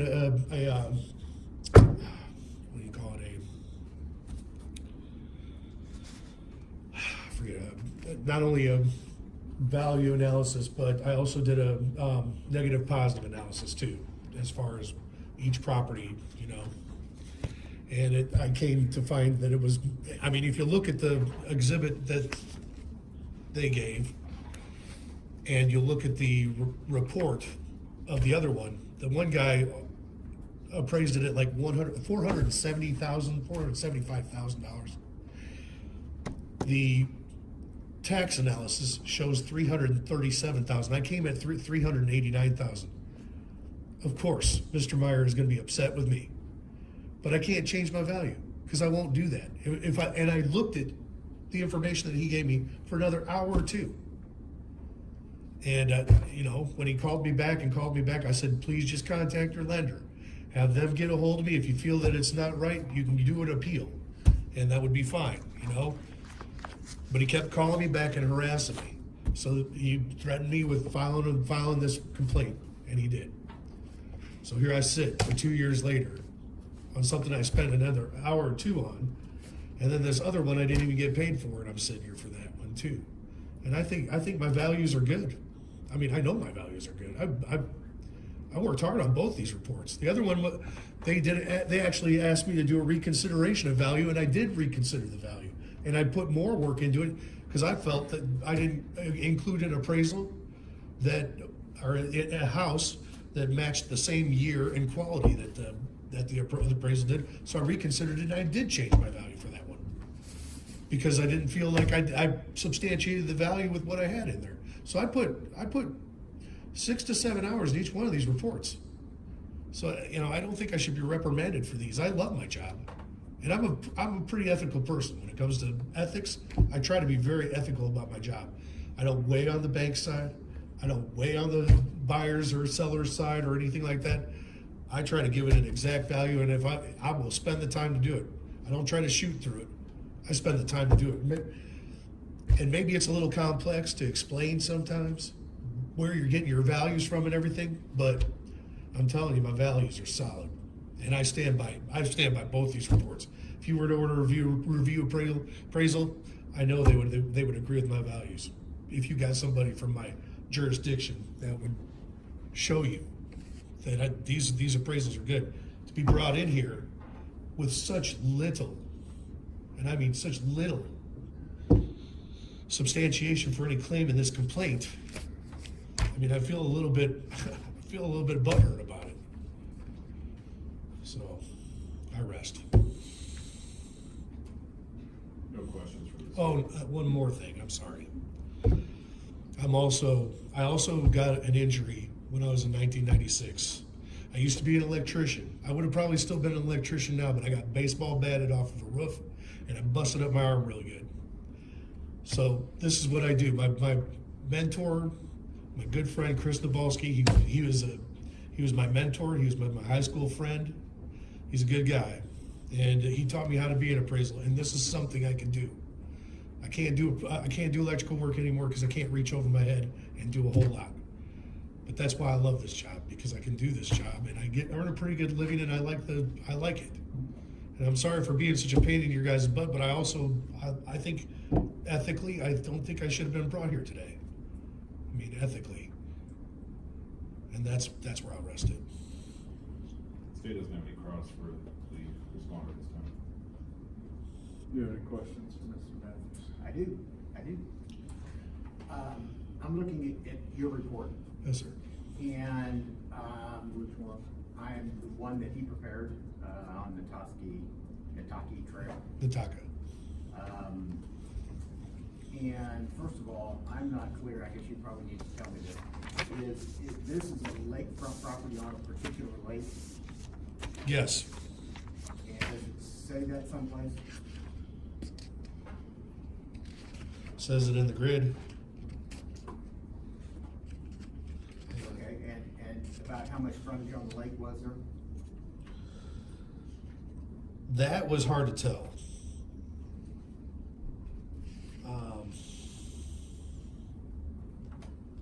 Yes, and it also does say it in the summaries of sales comparison approach. It says, okay, so the comparable 2 is locations on Twin Lakes, comparable 3 being equivalent in age. So is the Twin Lakes is where we are, is that right? the name of the project or the name of the lake? Actually, it's called, not Meyer Lake, but, Latonka Lake. No, it's not, that's not Latonka Lake.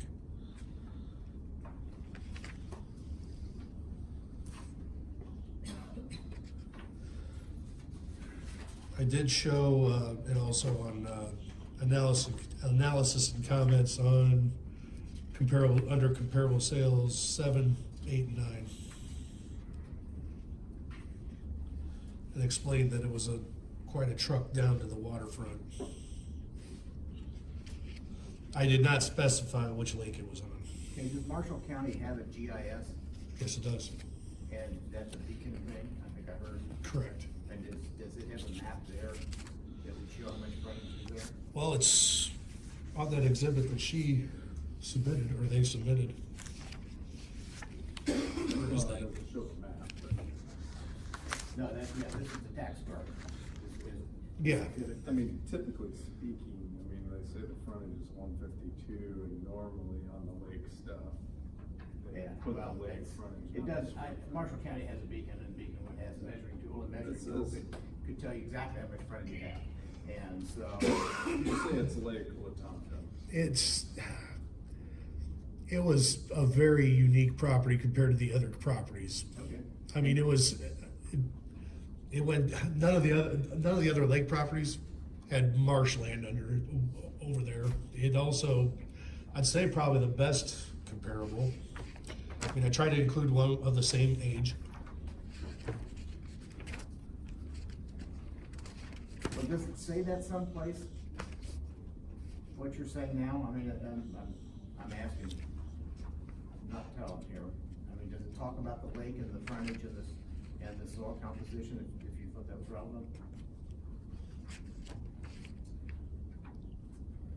I mean, on under 789. Yeah, 789 says the subject utility to the water is quite a slope down a hill to get to the water, and the view of the lake itself is obstructed by trees.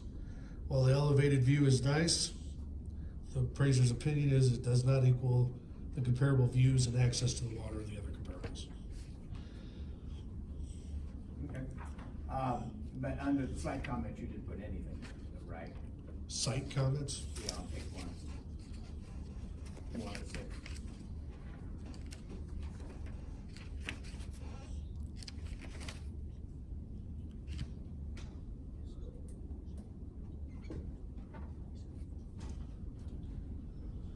Not really a lot of room to put there.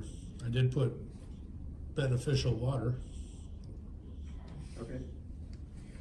You said the specific zoning classification is 510-1 family residential. And where did you get that? What is it? Which one? I'm on the site comments on page 1 of 6, in the site section. Yes, I did. So where did you get that? Actually, it should have been probably agricultural. Well, the other report says that it is R1 residential. Oh, well then it is single family. Residential. Well, I'm asking where you got the 510 resident, that's one family. Off of the GIS website. No, actually, you probably got it off the tax card, because that's what they all say, is 510-residential, and that's not the zoning. That is a use code used by the assessor, because the assessor has to assess the property at its use, so they designate the use on the tax card for tax purposes. But that's not the zoning. The zoning, and I don't know what the zoning is, I read what this one says. It says, but I don't know the zoning authority, whether this is part of the city of Plymouth, inside the city limits, which would make it, or the buffer zone, which would make it their zoning, or it could be the countywide zoning, which is, I don't know, because It'd be neither one of the countywide. reports really say that. Okay, but I noticed in the other report that you did also, it says 510 residential, which is essentially wrong. Okay. And so, not to say it's not residential, but 510 is an assessor's code. And so it needs to say, you know, this is what the zoning is, and a lot of appraisers don't do this, but I suggest the authority that issues it as well, like in the countywide zoning or something to that effect. So what are you suggesting that I should have put there? I'm Well, sorry. you would definitely would put in the code or whatever it is, so if it's R1, like this report says, you would wanna put in R1. Okay. And then just to make it clear to the reader of the report that the authority that would be issued the zoning for this property would be area planning, or like in this case, might be Marshall County area planning, or it might be the city of Plymouth. Because Okay. if it's inside the city, the city itself would. I see what would you're issue saying. the zoning. Cause Okay. like Beacon where I have it, there's a box. Yeah. That they have this where you can hit zoning and it'll color code it and show the actual, like, you know, R1 or. Okay. Yeah, some of the beacons have the county. I know what you're city talking right about. on it, With other, like- other ones don't, I know and what it you're depends on the county, but the 510 always tells me the same thing, it's not that, it's the use code from the assessor. And, as far as the adjustments go, the first thing is the other appraiser here, he had a comp on Dixon Lake Trail of a relatively new house, it's only 22 years old, recognize it. And then he had another one that's 10 years old, and it says Rochester, is that the one you were talking about, in the other county? Yeah. But the one in Dixon Lake is only 2.29 miles away, is that on the same lake? No, it's not on the same lake, and also it was outside the effective date of the appraisal. So I couldn't use it. I don't know what that means. I couldn't use it. It was not within a 1 year period of the sale. Okay, what's the requirement for that? I don't know, I went through 2008, and that was the substantial downturn in the economy. It's not what I'm asking, is you said it's beyond a year, so why would you not be able to use that? The client didn't want me to use anything over a year. Well, but you went to the extra effort, I'm gonna say to you, I commend you for it, putting what, 12 comps on this thing? Yes, sir. You couldn't go past a year with some of them, one of them? I think that the where they sell, they're the best. I mean, when you go through 2008, where the property's tanked, Right. I mean, you try to keep it, you know, As within. temporary as possible, yeah, I understand that. I mean, that's the way. I mean, after 2008, before that, I never really kind of. There is no rule that says you can't go back 13 months. I understand that, Okay, but also and the. you went to the effort to put so many comparables on here. Correct. If you had put 3 within a year or 6 months, and then the other ones were after that date, at 13, 14, 15, even 24 months later, they wouldn't say anything, would they? Let me put it this way. This property here, I mean, I agree with what you're saying. I probably could have stuck it in there.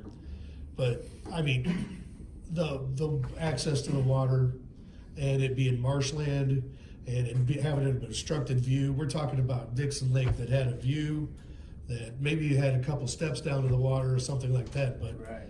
this thing, I mean, it was like straight, I mean, a pitch like that. I mean, you had to take the rear photos of this property, about fell backwards. I mean, it was, Okay. I mean, And there's just, what's the use tax requirement for his sales history sales history is within 3 year. of the subject? Oh. Yeah, 3 years. 3 years prior to the effective date of the appraisal. Correct. And did the subject property sell within that 3-year period? I'm not sure if he obtained that, land prior to that or not, but the TACA report is, Well, It- according to the tax card, it sold 2/16/17 for $60,000. okay, well. That's- I did a lot of work on this appraisal. Well, but you That- missed that part. I understand. Yeah, and recognizing that's the lot value, of course. Correct. And it should have been reported at that point, and there's a couple places on here you could have put it, and it wasn't there. And so, and that made me say, well, it didn't sell. Now, I noticed on the other report, it says the sale price was $472,500. Yeah. $472,500. That's what he built it for, yes. That's what he built it for, yeah, that's why I assumed when I saw the land value here, that was a build job at that time. Correct. Right, okay. And- Yeah, I mean, you gotta understand, this thing took me a long time. Oh, I mean, I can see the effort that you put into it, and so, the comparable, I mean, he had 4 comparables, but you had like 15. And I think so, 12. The effort that you put into it is, well, no, 10. And so, and the other one's 12. maybe it is, maybe I haven't seen all of them. But nevertheless, And then on your grid, you have, on the room count line, you show a positive 2,000 to comp 1 and a negative 2,000 to comp 2. Yeah, that was one of the things that was pointed out in this complaint, but Okay, so that is a mistake? it was a mistake. Okay, all right, that's fine. Absolutely. And do you think the $10 a square foot that you use to adjust for that would be adequate to compensate for a brand new house? Because the land, I had to compare it against properties that were lakefront, some of them with an obstructive view with the lake. Like comp 1, Menominee was probably the closest one, but it was much larger. Qualitative. I used quantitative adjustments and then I looked at it qualitatively as well. And I looked at 1, and a comparable 1 was my best comp. And qualitatively wise, it had a larger lot. It was in remodeled condition, somewhat remodeled condition. It had an extra bathroom, it had more square footage, it had a larger basement, and they were both finished, and they both had a bathroom in the basement. The one had a 3-car garage, the subject had a 3-car garage, the other one had a 2-car garage, but it just had a better lot and it had a pool. Yeah, that's not really not what my question is. My question is on the line for square footage, you made an adjustment. Yeah, And of $9,640, and you're using $10 a square foot rate, is that correct? correct. Okay, that's my question, is that enough for a brand new house? I think combined with the land, yeah. Well, that's my concern, is that you're combining with the land, when in fact it's a line item adjustment for the gross living area. Well- And there are other lines for the lot value and the lot view and the lot size, et cetera. And nowhere does it say qualitatively, I'm grouping all these together in one, that the GLA adjustment reflects the lot value. And that's the point of confusion for me, because the GLA, in my mind, is always been differences in the size of the house above grade. Yeah, well, In other words, you've got other lines, is all I'm saying, is you got other lines. I understand what you're saying, but I mean, Not arguing your rationale, but arguing where you put them on the grid. I agree. Okay. I probably could have put it somewhere else, but I'm telling you, man, it was just a tough. I have no argument, because you've got a relatively new house and you've got no relatively new comps. You're correct. And you got a lakefront in that regard. The only one I could find was number 3 there, and I couldn't find anything that was brand new on Right. water. And And so, you added $75,000 for the lot. Correct. The lakefront on the subject, correct? yeah, And what did the subject sell for, the subject land value? 60. 60, so if, and you can tell me I'm wrong here, but you added a total of $100,000 to comp number 3 for the difference in the land values. 75,000 plus the 25,000.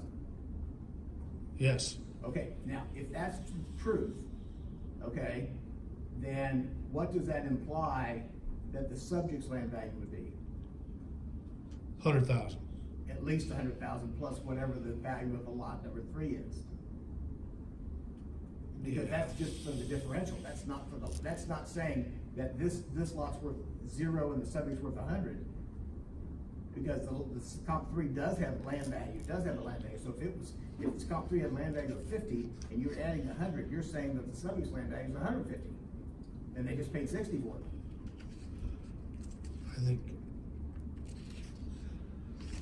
I think I came in. I'm not trying to confuse you or. I'm just I telling wanna you, see the this was just a inconsistencies. tough. I understand it, I understand. It was tough. And I I just agree. I want you to see the inconsistencies that I'm drawing from the report. And Mr. Matthews, I don't want you to misread this as me being overly critical, I'm just saying, I can see that in here. Okay. And so, and I will say to you, I see this kind of stuff, and I'm just pointing it out. Alright. Okay, and so, in that regard, okay, I think that's all I have, sir. Just a couple of questions on my part. Mark touched on it. We got a site value of $150 by the grid and a $60,000 sale price, and the third number is $85,000 value in your cost approach. Correct. I'm I'm not understanding the differences basically, how the site value is different in every case. By the other properties that I looked at, I thought it was 75. I mean, in the cost approach. I mean, he might have got a good deal on it. I mean, I know I remember taking a look at it and comparing it against other properties that had sold Is that recently. in a report somewhere and explained that? I don't know as if I put, I don't think I did, actually. I'm just asking. I should have probably put the MLS I'm numbers or just the tax asking for numbers. reference, I know it's a tough property too. It was extremely, I mean, both of these reports were very Not complex. saying that at all. Another technical question, you have the tax card. That indicates that square footage, 2,073 square feet on the building sketch. Which, then I look at your sketch in the appraisal, which is remarkably close, really. I mean, it's a good measurement job. Then I went back over to the grid and I have a square footage of 2,204 square feet. Yes, So I was wondering what the difference was. I explained that as well. I may have missed it, I looked through. He handed me the plans and specifications, and the plans and specifications stated it was 2204. And because of that angle, because of the angle garage, and I had to measure the back of that house with the slope that was there, I mean, I was having a little bit of a tough time trying to get a measurement across the back. So the sketch and the report's off, basically. And it's, I know, yes, the sketch of the report, and the guy was calling me up and badgering me about the report being 200 square foot less, and he had given me the plans and specifications, so I just went with the plans and Is specifications. that discussed in the report somewhere? Yes, I did. And, under, I believe, comparables 7, 8, 9. So, thank you.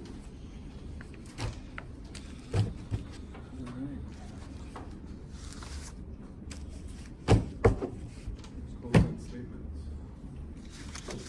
The state charged respondent with 6 counts. I'll go through the evidence and lay out how we believe it is substantiated those counts, but one overarching piece of authority that's applicable here, and this was spoken around at least during the course of the hearing, it is certainly correct that the state did not bring an expert witness, but that is not a problem. It's proceeding on the basis of IC 421.53.7D, which provides the relevant part. The administrative law judge's experience, technical competence, and specialized knowledge may be used in evaluating evidence. So our job is to get that appraisal report in front of you, and you are obviously the experts here today, and it's perfectly appropriate for you to make those judgments. So that's kind of overarching for each of the counts. Count 1 charges respondent with failure to comply with USPAT standard 11A, which mandates that an appraiser be aware of, understand, and correctly employ those recognized methods and techniques that are necessary to produce a credible appraisal. Specifically, in the elder report, he only made flat $100 a year adjustments for differences in actual age, and in the DACA report, noted 0 adjustments for actual age, even for age differences as large as 61 years. Further, he made gross living area adjustments in the DACA report with a calculation that seems to reconcile to $10 per square foot with a flat subtraction of $40. The state does not believe that there are recognized methods and techniques that would support those calculations that respondent employed, particularly the total failure to adjust for age in the DACA report. So accordingly, we ask you find respondent in violation on count 1. Count 2 charges respondent with failure to comply with USPAP standard 11C, which mandates that an appraiser not render appraisal services in a careless or negligent manner. It incorporates a comment which requires an appraiser to use due diligence and due care. We charge this pursuant to respondent making a positive room count adjustment for the subject property in the DACA report in comparison to comparable number 1, despite comp number 1 having more rooms. Further, respondent stated that the year built was never drawn from county records. But as you saw in the state's exhibit C, the year built had a discrepancy between those records and what was placed in the report. According to those matters, we would ask you to find a violation on count 2. Count 3 charges respondent with failure to comply with USPAP standard 14A, which mandates that an appraiser must collect, verify, and analyze all information necessary for credible assignment results. Failure to offer any adjustments for actual age in the DACA report effectively treats age difference as a non-factor, and in doing so reflects the failure to analyze all information necessary for credible assignment results, and accordingly, we ask you to find a violation on count 3. Count 4 charges respondent with failure to comply with ESPAT Standard 2.1A, which mandates that appraisers clearly and accurately set forth the appraisal in a manner that will not be misleading. This too is based on respondent's adjustments or lack thereof for actual age. In the Elder report, using a flat $100 a year calculation for an adjustment creates a misleading result, and certainly the total lack of adjustment for actual age. And then the Talker report does as well. For those reasons, we would ask finding a violation on count 4. Count 5 charges respondent with failure to comply with Standard 22A, lowercase Roman numeral 8, which mandates that appraisers summarize the information analyzed, the appraisal methods and techniques employed, and the reasoning that supports the analyses, opinions, and conclusions. The aforementioned adjustments or lack thereof with regard to actual age and gross living area not only create the ESPAT violations noted in counts 1, 3, and 4, but the failure to summarize those methods and techniques employed is a violation charged under count 5. That is evidenced by the appraisal exam. Exhibits A and B, which lack a summary. Accordingly, we would ask for finding a violation on that count. Count 6 charges respondent with failure to comply with ESPAT Standard 2.3, which mandates that an appraisal contain a certification stating in the absence of prior services, quote, I have performed no services as an appraiser or in any other capacity regarding the property that is the subject of this report within the 3-year period, immediately preceding acceptance of this assignment.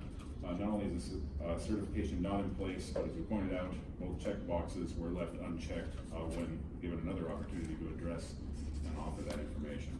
So the failure to have provided that certification justifies the charge under count 6. We ask that you find violations on each, and then we leave it to the board's discretion as to what the most appropriate sanction would be. Thank you. Matthew?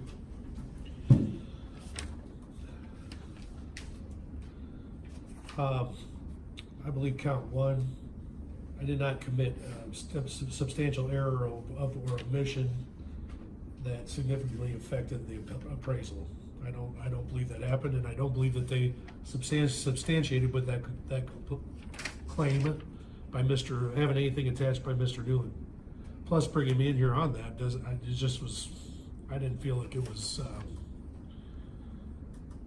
I felt like perhaps maybe they should have done a little bit more, given me a lot more substantiality for being able to submit this complaint and bring this against me for the last 2 years. Count 2, I think I did not do this in a careless and negligent manner. I spent a lot of time, and I worked on it really hard. I put 10 comparables in one report. I put 12 in the other.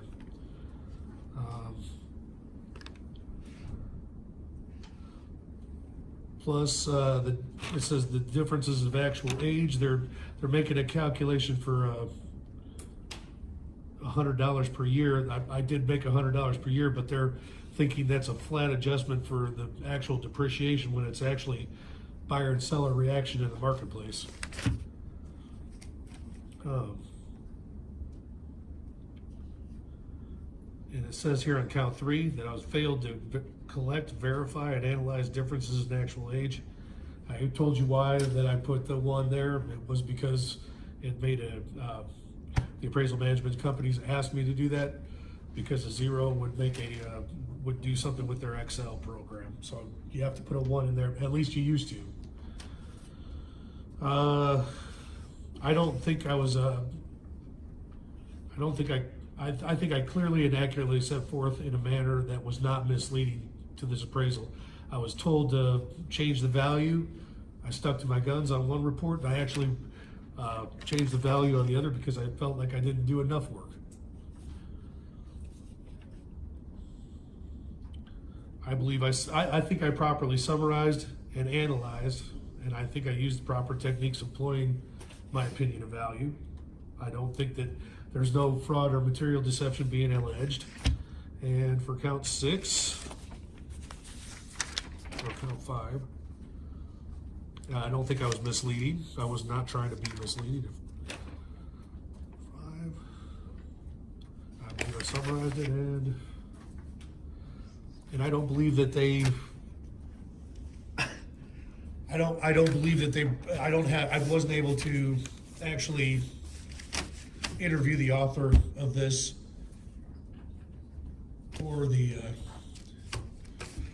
liaison for that matter. So, and she said that she was not a professional in this practice. She doesn't have training, and therefore, I think that, I think the complaint should be thrown out.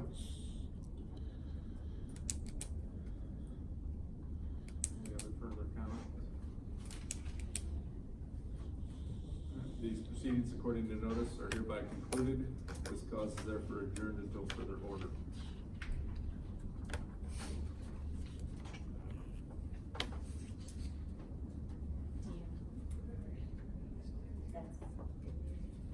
Thank you.